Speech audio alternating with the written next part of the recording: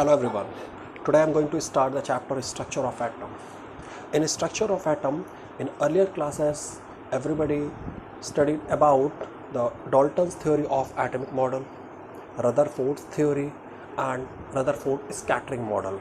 With the help of scattering model, we already nucleus has been discovered with the help of Rutherford scattering model. Everybody knows about it, the stable particles and fundamental particles. What are the fundamental particles?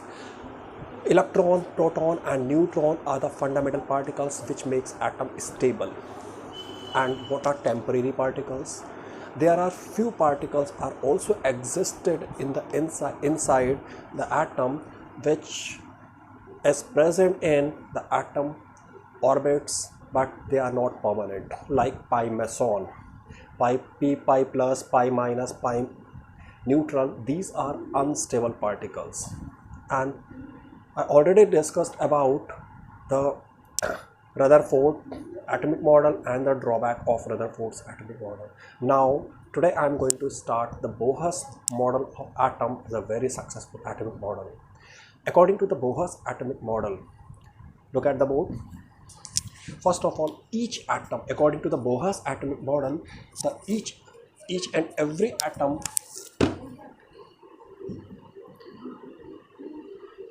has nucleus.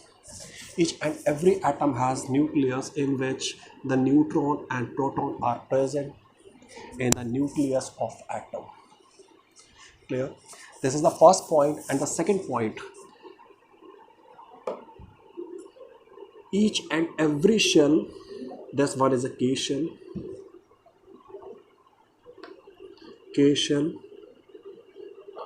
L shell. Each and every shell is associated with the certain amount of energy,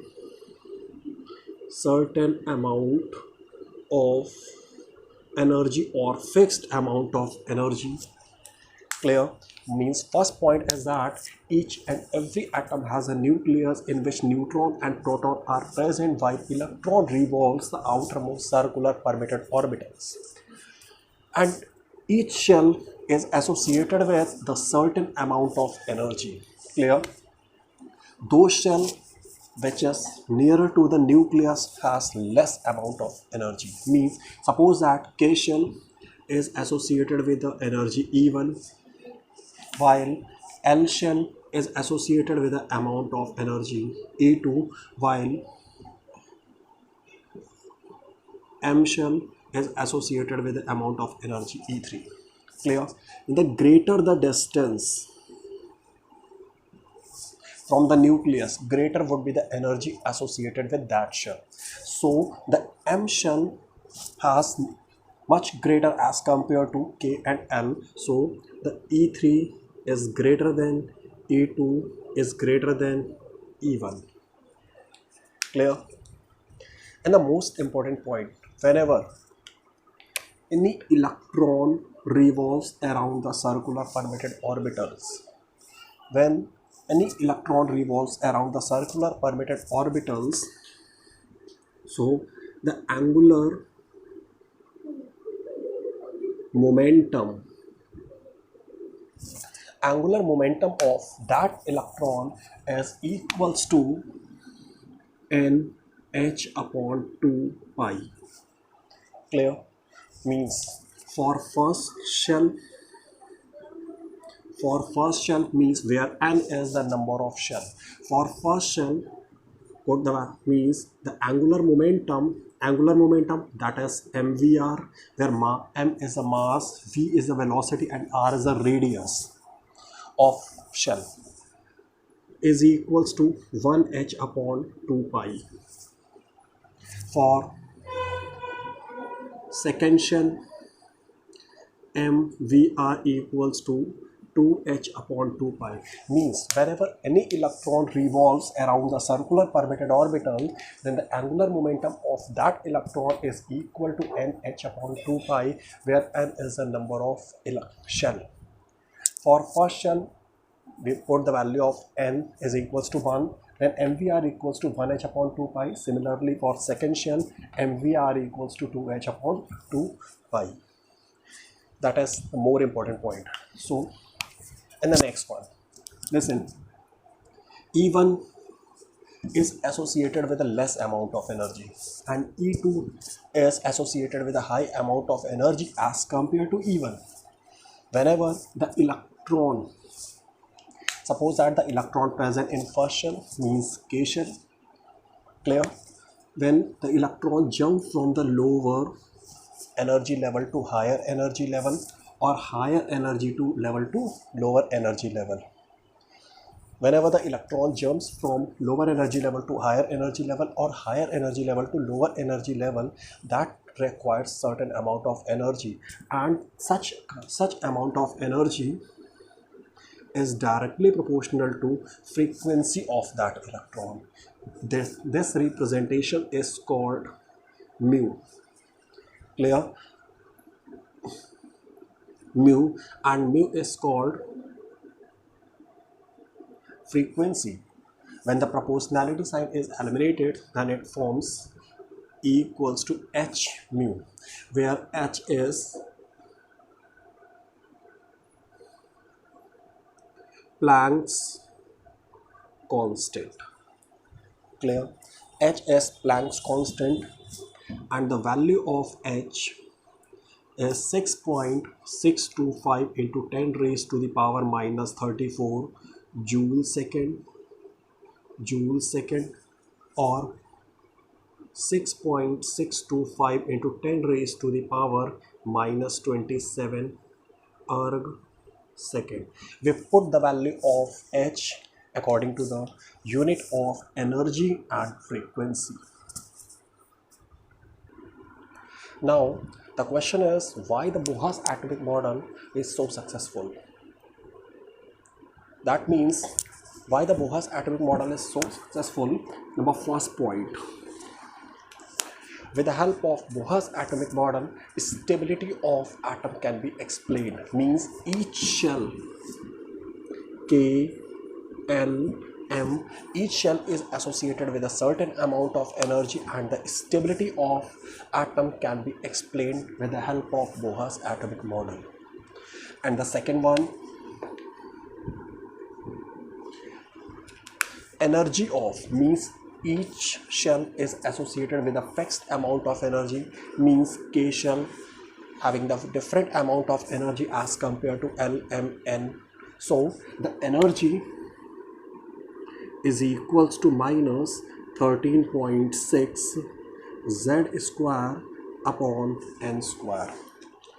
Z square upon N square, where Z is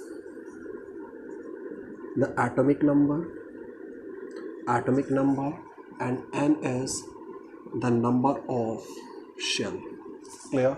But Bohr's atomic model is successful for those atoms or ions which is hydrogen like atom, which consist only one electron in outermost orbit, like hydrogen atom, helium He plus 1.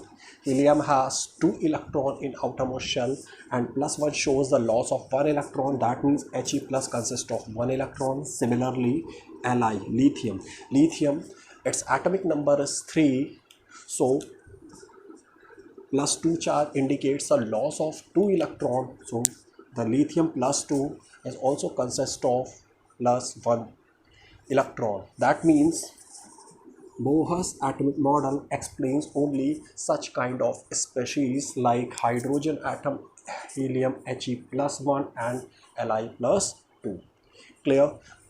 So that means the Bohr's atomic model is a successful. The first point is, it with the help of Bohr's atomic model the stability can be explained, and the second point is energy of shell can be calculated by this formula. Energy equals to minus 13.6 Z square upon N square. With this formula, the energy is obtained in electron volt per atom.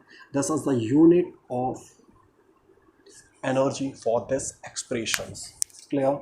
Where Z is the atomic number, For hydrogen, atomic number is 1. For helium, atomic number is 2. For lithium, atomic number is 3. Clear? And N is the number of shell. Clear? And the third and the most important part is the radius of atoms, means orbits. Clear? Listen, this is an atom. Suppose that electron revolves in this orbits with the velocity v, m, mass, and distance between the nucleus to the valence electron is r. Now, how would you like to find the expression and derivation of related to the radius with mass of electron and velocity? Clear? Whenever the electron revolves in a circular permitted orbital, then it generates a centripetal force, and the centripetal force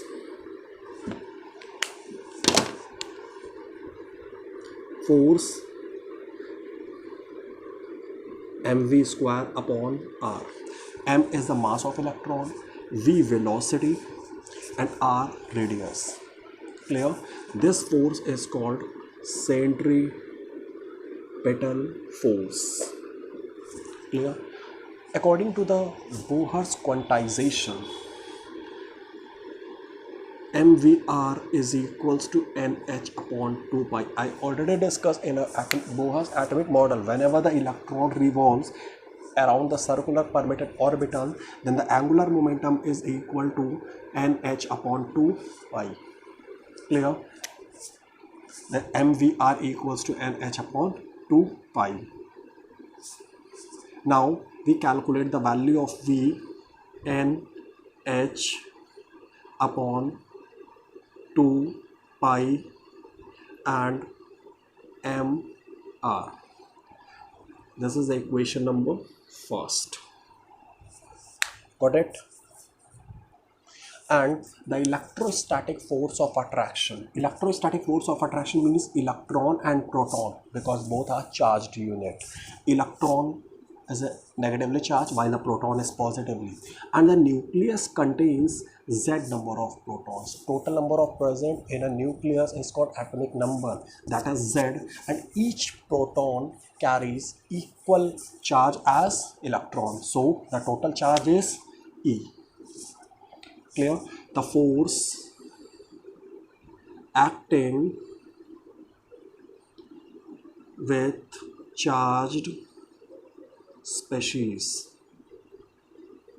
is F is equals to Q1 K Q1 Q2 upon R square.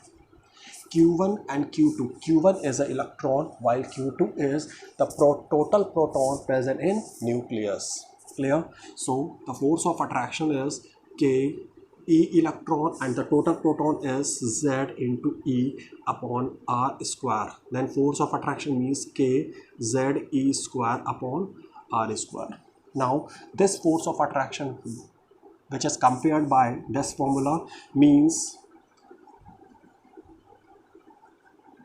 mv square upon r equals to k ze square upon r square.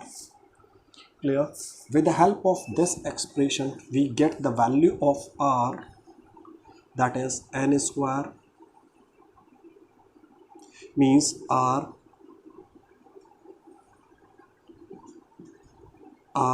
cancel. We calculate the value of v square. V square is equals to k ze square upon mr. Clear? We put the value of v over here, then v square, listen, v square and the v, this portion is square, means n square h square upon 2 square means 4 pi square m square r square, which is equals to k ze square upon mr. From this expression, when we calculate the value of r, listen carefully, r equals to n square h square 4 pi square m square n square h square 4 pi square m E square Z. Clear? This whole value is constant. H is Planck constant, 4 constant, pi constant, each charge of electron, and Z atomic number. When we put the value of this whole expression, so the radius is 0.529 upon n square upon Z in terms of angstrom, where n is the number of shell and Z is atomic number. Clear? This formula is also applied directly. R equals to 0.529 n square upon Z angstrom. Now, what is Planck's quantum theory? This is a very important theory to understand the position of electron, how electron jumps from lower energy level to higher energy level. Listen carefully. This is an atom. Clear? Atom. According to the Bohr's atomic model, each shell is associated with a certain amount of energy. The shell which is very nearer to the nucleus is associated with a low amount of energy, while the greater the distance, which is equal to the high amount of energy. Means the first shell is considered as K and second shell is L. Clear? K shell means associated with a lower energy and L shell is associated with a high amount of energy. Clear? When the electron revolves in its own orbit, suppose that this electron revolves in its own orbit, such orbits is called ground state. Whenever the electron revolves its own orbit, this is called ground state. When the electron gains the energy from other sources, then it gets excited and takes transition from higher energy level. Suppose that this electron gains the energy and takes a transition to the upper level, means higher energy level. Then the electron jumps from this to this state, and this state is called excited state. But the excited state is temporary. Ultimately, electron comes back to its original state, means ground state. Clear? Means whenever the electron takes transition from lower energy to higher energy or higher energy to lower energy. Clear? According to the Planck's quantum theory, such amount of energy are in discontinuous manner. Clear? And the energy associated with this discontinuous manner is in the form of energy of bundles. Clear? And this energy bundles is called quanta. What is called it? Quanta. And the amount of energy associated with each quanta is directly proportional to frequency of that quanta. Means frequency, and this letter is called mu. Clear? Means energy of quanta is directly proportional to mu. Mu is frequency. Clear? When the proportionality sign is eliminated, then E is equals to h mu. What is called h? H is Planck's constant. It has a specific value and constant value. Depending upon the unit of energy and frequency, the H is 6.625 into 10 raised to the power minus 34 joule second, or 6.625 into 10 raised to the power minus 27 erg second. Clear? And we know that the relationship between frequency and wave velocity, frequency is equals to c upon lambda, where c is the speed of light, because all electromagnetic radiations travels with the speed of light, that is equals to 3 into 10 raised to the power 8 meter per second. we can put this formula over here. So the energy is equals to hc by lambda. hc by lambda, where h is Planck constant, c is speed of light, and lambda is wavelength. Clear?